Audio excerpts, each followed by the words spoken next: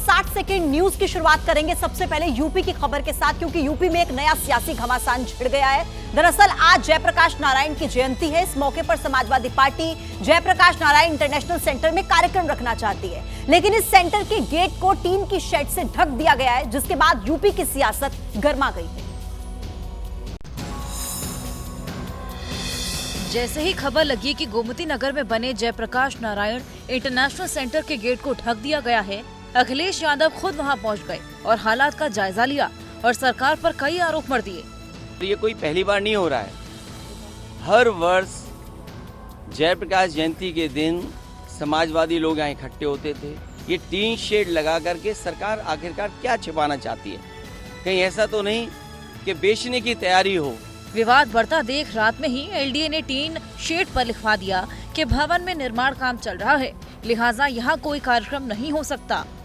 JPNIC जहां पर अखिलेश यादव को आना है, जयप्रकाश नारायण की मूर्ति पर माल्यार्पण करना है, उस पर पहले टीन शेड लगाया गया और लिखा जा रहा है भवन निर्माणाधीन है, क्योंकि अंदर जो कंस्ट्रक्शन का जो काम है वो कहीं ना कहीं अभी चल रहा है। लखनऊ पुलिस ने इस पूरे इलाके में ट्रैफिक डायवर्जन का आदेश जारी कर दिया है। यूपी में विधानसभा की 10 सीटों पर उपचुनाव होना है, लेकिन उससे पहले एनडीए में घमासान छिड़ गया है। दरअसल निषाद पार्टी 2 सीटों पर चुनाव लड़ने की मांग कर रही है, जबकि बीजेपी 9 सीटों पर खुद चुनाव लड़ना चाहती है और 1 सीट आरएलडी के लिए छोड़ना चाहती है। ये तकरीबन तय हो गया है कि यूपी में होने वाले विधानसभा उपचुनाव में बीजेपी 10 में से 9 सीटों पर लड़ेगी। सीएम योगी आदित्यनाथ की मौजूदगी में हुई बीजेपी की कोर कमेटी की बैठक में बीजेपी ने 9 सीटों के लिए 27 नामों का पैनल फाइनल कर लिया है। इन नामों को केंद्रीय नेतृत्व की आखिरी मुहर लगाने के लिए दिल्ली भेजा जाएगा। मीरापुर विधानसभा सीट आरएलडी को दी जाएगी। निषाद पार्टी को सीट देने पर फिलहाल कोई फैसला नहीं किया गया है, लेकिन निषाद पार्टी 2 सीटें मांग रही है। पहले भी परंपरा रही भारतीय जनता पार्टी गठबंधन दलों को सम्मान देती है और जिनका सीट होता है उनको लड़ाती है। हमारे पास भी प्रत्याशी उनके पास भी है, जो जिताऊ हो और दोनों पार्टियों का पसंद हो, जनता का पसंद हो और पार्टी का कार्यकर्ता हो और पार्टी से समर्थित उम्मीदवार हो, उसको तय करके हम लोग लड़ाएंगे और जीत सुनिश्चित करें। बीजेपी के रुख से संजय निषाद नाराज हैं और अब वो बीजेपी आला कमान से बैठक करने दिल्ली पहुंच रहे हैं। संजय निषाद 2 सीट मंझवा और कटिहरी सीट पर लड़ने को लेकर अड़े हुए हैं। 2022 में मंझवा सीट पर निषाद पार्टी जीती थी और कटिहरी सीट पर लड़कर हारी थी। उमर अब्दुल्ला के जम्मू कश्मीर का मुख्यमंत्री बनने पर मुहर लग गई है। दरअसल उमर अब्दुल्ला को उनकी पार्टी नेशनल कॉन्फ्रेंस ने विधायक दल का नेता चुन लिया है। आज नेशनल कॉन्फ्रेंस और कांग्रेस के विधायकों की बैठक होगी, जिसके बाद उन्हें गठबंधन दल का नेता भी चुना जाएगा और उसके बाद वो सरकार बनाने का दावा पेश करेंगे। उमर अब्दुल्ला ने दूसरी बार जम्मू कश्मीर का सीएम बनने की ओर एक और कदम बढ़ा लिया है। श्रीनगर में हुई नेशनल कॉन्फ्रेंस की विधायक दल की बैठक में उन्हें नेता चुना गया। लेजिस्लेटर्स का दिल की गहराइयों से शुक्रगुजार हूं कि उन्होंने मुझ पे एतमाद जताया, मुझ पे भरोसा किया। जम्मू कश्मीर के विधानसभा चुनाव में 90 सीटों में से 42 सीटें जीतकर नेशनल कॉन्फ्रेंस सबसे बड़ी पार्टी बनी है। नेशनल कॉन्फ्रेंस ने कांग्रेस के साथ मिलकर चुनाव लड़ा था। कांग्रेस को केवल 6 सीटें ही मिली। आज श्रीनगर में गठबंधन के विधायकों की बैठक होगी, जिसमें उमर अब्दुल्ला को गठबंधन दल का नेता चुना जाएगा। फिर उमर अब्दुल्ला उपराज्यपाल से मिलकर नई सरकार के गठन का दावा पेश करेंगे। 4 निर्दलीय विधायकों ने भी उमर अब्दुल्ला को समर्थन देने का ऐलान किया है। इस बीच नेशनल कॉन्फ्रेंस पर पीडीपी ने अपने कार्यकर्ताओं से मारपीट के आरोप लगाए हैं। उनके वर्कर्स, एनसी के वर्कर्स हमारे वर्कर्स को हरास कर रहे हैं। नहीं करने दूंगी। मैंने इलेक्शन हारा है, लेकिन मेरे वर्कर्स पे अगर आपने एक आंच भी आने दी तो मैं आपको सेट करूंगी। अब बात दिल्ली की करते हैं, जहां पर दिल्ली में सीएम आवास को पीडब्ल्यूडी के द्वारा सील करने के बाद एक नया विवाद छिड़ गया। दरअसल बीजेपी ने सीएम आवास के इंफ्रा ऑडिट कराने की मांग उठाई है और दूसरी तरफ आतिशी, जो अपने निजी घर से ही कामकाज कर रही हैं, उनका कहना है कि हताश बीजेपी अब सीएम आवास पर कब्जा करना चाहती है। कमरे में सामान पैक पड़ा है और सीएम आतिशी उसी सामान के बीच सोफे पर बैठकर फाइलें साइन कर रही हैं, फोन रिसीव कर रही हैं। ये उनका निजी आवास है। दिल्ली में मुख्यमंत्री आवास सील होने के बाद सीएम आतिशी की ये पहली तस्वीर सामने आई है। 2 दिन रहने के बाद ही उन्हें सीएम आवास खाली करना पड़ा था। जो अपना सामान सीएम हाउस से लाई थी, वो अभी जस का तस रखा हुआ है। इसी बीच बीजेपी ने सीएम हाउस की ऑडिट की मांग उठाई है। उसका एक इंफ्रास्ट्रक्चर ऑडिट होना बहुत जरूरी है, ताकि ये पता लगे किस किस चीज पर कितने कितने पैसे खर्चे गए। अय्याश गाह में क्या लगाया वो एक बार दिखाना चाहिए। दिल्ली के मुख्यमंत्री हैं ना, आप आम आदमी हैं, आपको दिखाना चाहिए कि मैंने कैसे 8-8 लाख के पर्दे लगाए हैं। बीजेपी के आरोपों पर सीएम आतिशी ने पलटवार किया। भारतीय जनता पार्टी को मुख्यमंत्री आवास पर कब्जा करके मन की शांति मिलती है तो उनका स्वागत है। इस बंगले को कुछ दिन पहले ही पूर्व सीएम केजरीवाल ने खाली किया था, लेकिन पीडब्ल्यूडी की ओर से कहा गया कि बंगला खाली करते वक्त केजरीवाल हैंडओवर देकर नहीं गए थे। राजधानी दिल्ली में फिर एक बार तस्करी से जुड़े एक बड़े मामले का पर्दाफाश हुआ है। दिल्ली पुलिस ने गोदाम में छापेमारी की और इस दौरान 2000 करोड़ से ज्यादा की कोकेन बरामद की गई। खबर यह आ रही है कि इस ड्रग्स को विदेशों से सप्लाई किया जा रहा था। देश की राजधानी दिल्ली में 2000 करोड़ रुपए की कोकीन की बरामदगी से हड़कंप मचा हुआ है। ड्रग्स की एक खेप रमेश नगर इलाके से बरामद हुई है। एक मकान के ग्राउंड फ्लोर में बने गोदाम के अंदर से करीब 200 किलो कोकेन बरामद की गई है।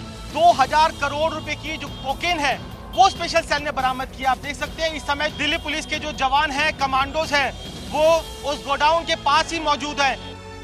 अभी कुछ दिनों पहले दिल्ली पुलिस ने महिपालपुर से करीब 5000 करोड़ रुपए की ड्रग्स बरामद की थी। सूत्रों के मुताबिक ड्रग्स की इन दोनों खेप को दुबई में बैठे वीरेंद्र बसोया ने भेजा था, जिसके लिए लंदन से 2 लोग भेजे गए थे। पहले 567 किलो के कंसाइनमेंट को यूके के रहने वाले जितेंद्र उर्फ जस्सी ने तुषार गोयल के साथ डील किया, तो वहीं रमेश नगर इलाके से बरामद इस 200 किलो कोकीन को यूके से आए एक दूसरे शख्स ने यहाँ रखवाया था।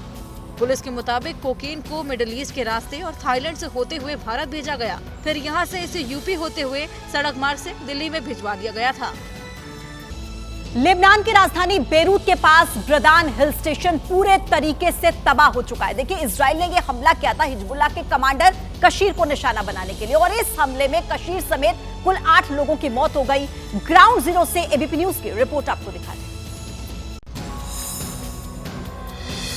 इजराइल के स्ट्राइक शिया बाहुल इलाकों में ताबड़तोड़ हो रही है। हिजबुल्लाह कमांडर कशीर 2 बार हमले में बच गए, जिसके बाद फेक आईडी बनाकर उससे बुदान में किराए का घर लिया, लेकिन इजराइल इसका पीछा करते हुए इस अड्डे तक पहुंच गया और फिर जो हुआ उससे इस हिल स्टेशन के अमन की बुनियाद हिल गई। इजराइल के हमलों में 2 बार कसीर बच चुका था, उसकी फेक आइडेंटिटी थी और कसीर को ढूंढ निकाला यहाँ पर माउंट लेबनन के इलाके में इजराइल ने, और इस घर में जहाँ वो रेंट पर रह रहा था और वो दूसरे समुदाय का घर उसने किराए पर लिया था ताकि हिजबुल्लाह होने का उसका शक न हो। लेकिन कहा यह जाता है कि इजराइल ने उसे यहाँ खोज निकाला और कसीर को उसके परिवार के साथ यहाँ एयर स्ट्राइक के जरिए मार गिराया गया। ये पूरा इलाका आप देख सकते हैं, पहाड़ी इलाके में जहाँ ये एयर स्ट्राइक किया गया, जितनी भी गाड़ियाँ यहाँ खड़ी थी वो सब गाड़ियाँ तहस नहस हो गई बुरी तरह से। जिस बिल्डिंग में कसीर किराए पर रहता था उस बिल्डिंग के भी बुरी तरह से परखच्चे उड़ गए। आज शारदीय नवरात्र में अष्टमी और नवमी दोनों पूजन है। सुबह जहाँ लोग महागौरी की पूजा कर रहे हैं, वहीं दूसरी ओर मां सिद्धिदात्री की पूजा अर्चना भी की जा रही है। भक्त सुबह से ही मंदिर पहुंच रहे हैं और मां की आराधना कर रहे हैं। दिल्ली के झंडेवालान मंदिर में भक्त बहुत बड़ी संख्या में पहुंचे और यहाँ पर पूजा अर्चना का दौर चल रहा है। झंडेवालान मंदिर से मेरे सहयोगी निधि श्री की एक रिपोर्ट आपको दिखाते हैं।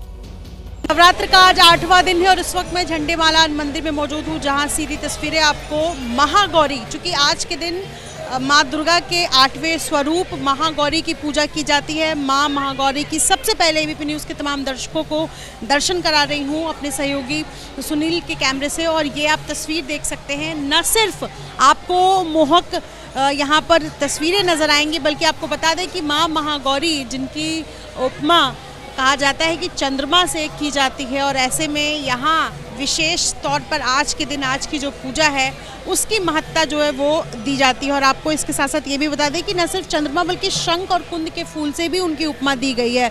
और कई जगह चूँकि उनकी सवारी वृषभ होती है महागौरी की, इसलिए वृषारूढ़ा भी कहा जाता है गौरी के स्वरूप को। और ये आप तस्वीर देख सकते हैं झंडेवालान मंदिर से, जहाँ बड़ी संख्या में आपको श्रद्धालु नज़र आएंगे।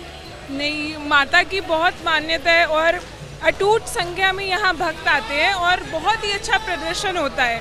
जैसे कि आप देख सकते हैं रोज़ यहाँ पे कीर्तन होता है और रोज़ प्रसाद वितरण होना मतलब बहुत बड़ी बात है माता की, मतलब बहुत चमत्कार है, ये असीम चमत्कार देखिए है माता के। हर दिन आई हैं या आज विशेष तौर? नहीं, मैं हर दिन आती हूँ। माता की इतनी बड़ी चमत्कारी पता नहीं क्या शक्ति है जो खुद ही ले आती है। मतलब जैसे कि मैं शाम को आती हूँ, पर आज पता नहीं ऐसा मन किया कि हम सुबह सुबह दौड़ाए। तो बहुत आप देख सकते हैं भक्तों में भी इतना उत्साह है। आज वैसे भी माता का पर्व है, अष्टमी है और बहुत ही धूमधाम से मनाया जाता है। क्या नाम है आपका? मेरा नाम सृष्टि सोनी है। जय माता दी।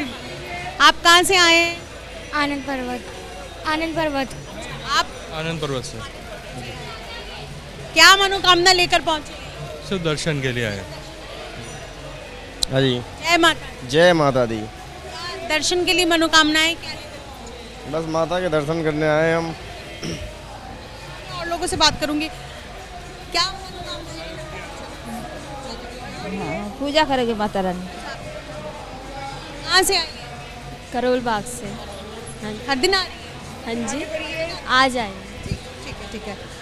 तो लोग पहुंच रहे हैं झंडेवालान स्थित माँ देवी दुर्गा के दर्शन करने के लिए आज 8वें दिन, जहां महागौरी की पूजा हो रही है। अपने सहयोगी सुनील पांडे के कैमरे के साथ मैं निधिश्री, एबीपी न्यूज़ दिल्ली। नमस्ते भारत देख रहे हैं आप। रुक करेंगे इस वक्त की बड़ी खबर का। मथुरा में एग्जीक्यूटिव इंजीनियर की पिटाई का मामला। पार्क में खेल रही बच्चियों के साथ छेड़खानी का आरोप लगाए और नाराज लोगों ने मेयर के खिलाफ भी प्रदर्शन किया। मेयर विनोद अग्रवाल के खाली फ्लैट में आरोपी रहता था और इस हंगामे के बाद पुलिस ने मामले को हालांकि शांत करा लिया है, लेकिन आरोपी जिसका नाम बोध नारायण झा बताया जा रहा है, पुलिस ने उसे अपनी हिरासत में भी ले लिया है। तो ये बड़ा मामला सामने आया है जहां पर मथुरा में एग्जीक्यूटिव इंजीनियर की पिटाई की गई है। आरोप लगा है कि बच्चियों के साथ छेड़खानी की जा रही थी और नाराज लोगों का मेयर के खिलाफ गुस्सा फूटा, कहा यह जा रहा है। मेयर विनोद अग्रवाल के खिलाफ लोगों ने गुस्सा जाहिर किया। खाली फ्लैट में आरोपी रहता था मेयर के और हंगामे के बाद पुलिस ने मामले को शांत करवाया। पुलिस वहां पर पहुंची और जब ये सब कुछ वहां पर हो रहा था उसका जो फुटेज है वो भी आपको हम दिखा रहे हैं। एग्जीक्यूटिव इंजीनियर की पिटाई मथुरा में, और मथुरा का ये मामला है। पार्क में खेल रही बच्चियों के साथ छेड़खानी का भी आरोप है। इस पूरे ही मामले को लेकर लोगों का गुस्सा किस तरीके से फूटा। और इसी बीच एक बड़ी खबर आपको दे, मध्य प्रदेश के देवरी के विधायक ने अपना इस्तीफा वापस ले लिया है। बृज बिहारी ने कहा कि मैंने आक्रोश में यह फैसला लिया था, मैं संगठन और सरकार के साथ हूं। रिश्वत मांगने वाले डॉक्टर पर कार्रवाई नहीं होने से नाराज थे और उनकी तरफ से अपना इस्तीफा पेश किया गया था, लेकिन अब बड़ी खबर ये आ रही है कि उन्होंने अपना इस्तीफा वापस ले लिया है। बृज बिहारी पटेरिया, उन्होंने कहा कि यह फैसला गुस्से में लिया था, मैं संगठन और सरकार के साथ हूं। स्वाभाविक वो आक्रोश का विषय था। दुर्भाग्यपूर्ण क्षण था जब मैंने आक्रोश से वशीभूत होकर के ये कदम उठा लिया। पार्टी मेरे साथ में है, माननीय मुख्यमंत्री जी हमारे साथ में है, पूरा संगठन, हमारे पूरे मंडल अध्यक्ष, पूरे कार्यकर्ता जिनने हमें इस पद तक पहुंचाया है वो सब साथ में है। अब उन सबके निर्देशों का पालन, आदेश का पालन मैं करूंगा, माननीय अध्यक्ष जी का, माननीय मुख्यमंत्री जी का आदेश का पालन करूंगा और अब इस्तीफा की भी बात ही नहीं है। बड़ी खबर आपको बता दें, हरियाणा कांग्रेस से जुड़ी सूत्रों के हवाले से इस वक्त की बड़ी खबर है। भूपेंद्र सिंह हुड्डा से कांग्रेस नेतृत्व नाराज है। सूत्र बड़ी जानकारी दे रहे हैं। हुड्डा ने वास्तविक स्थिति पर नेतृत्व को अंधेरे में रखा। सूत्र के हवाले से बड़ी खबर है। नाराजगी की वजह से कल की बैठक से हुड्डा दूर रहे। सूत्रों के हवाले से हरियाणा कांग्रेस से जुड़ी बड़ी खबर है। भूपेंद्र सिंह हुड्डा से कांग्रेस नेतृत्व नाराज, ये कहा जा रहा है और कहा यह जा रहा है कि नाराजगी की वजह से ही कल की बैठक में हुड्डा नहीं पहुंचे। और इसी खबर पर ज्यादा जानकारी के साथ हमारे सहयोगी आशीष इस वक्त हमारे साथ कनेक्ट हैं। आशीष, हरियाणा में नतीजे कांग्रेस की उम्मीदों के मुताबिक नहीं आए हैं। अब ऐसे में भूपेंद्र सिंह हुड्डा से क्या हाईकमान नाराज है? जी हाँ, बिल्कुल। कांग्रेस नेतृत्व तो बिल्कुल आश्वस्त था कि नतीजे उनके फेवर में हरियाणा में जाएंगे। जिस तरह की तस्वीर कांग्रेस नेतृत्व को पेश की गई थी और इसी वजह से हमें सोर्सेज बता रहे हैं कि कांग्रेस लीडरशिप बहुत नाराज है, खास करके भूपेंद्र सिंह हुड्डा और उनके साथ जो लोग प्रदेश अध्यक्ष और प्रदेश के दूसरे नेता शामिल थे पूरे नेतृत्व में हरियाणा चुनाव को लेकर के। और इसीलिए देखिए कि कल की जब हरियाणा के चुनाव के नतीजे जो आए हैं उसकी रिव्यू के लिए कांग्रेस अध्यक्ष ने बैठक बुलाई। पहले ये बताया गया कि इसमें तमाम बड़े नेता, ऑफिस बेरर्स और भूपेंद्र सिंह हुड्डा और प्रदेश अध्यक्ष दोनों को शामिल किया गया है, लेकिन उसके बावजूद मीटिंग में आखिर तक नहीं बुलाया गया। हमें सोर्सेज ने बताया है कि पार्टी पार्टी, इस बात को लेकर के लीडरशिप बहुत ज्यादा डिस्टर्ब है, बहुत निराश है कि उन्हें वास्तविकता से दूर रखा गया। सच्चाई नहीं बताई गई कि जमीन पर थलातर पर कांग्रेस की पोजीशन उतनी मजबूत नहीं थी जितना किया गया, जितना दिखाया गया, और इससे लीडरशिप खासा नाराज है भूपेंद्र सिंह हुड्डा से, क्योंकि इस बार उनके नेतृत्व में पार्टी चुनाव लड़ी थी। इसलिए नेतृत्व को लगता है कि कहीं ना कहीं उन्हें अंधेरे में रखा गया और वास्तविकता से दूर रखा गया। ठीक है आशीष, आपका बहुत शुक्रिया अपडेट पहुंचाने के लिए। तो देखिए, कांग्रेस को जो उम्मीद थी हरियाणा चुनावों में प्रदर्शन करने की, नतीजे उसके बिल्कुल विपरीत आए। और सूत्रों के हवाले से ये बड़ी खबर मिल रही है कि जो कांग्रेस हाईकमान है वो भूपेंद्र सिंह हुड्डा से इस बात से नाराज है कि वास्तविकता से हाईकमान को दूर रखा गया।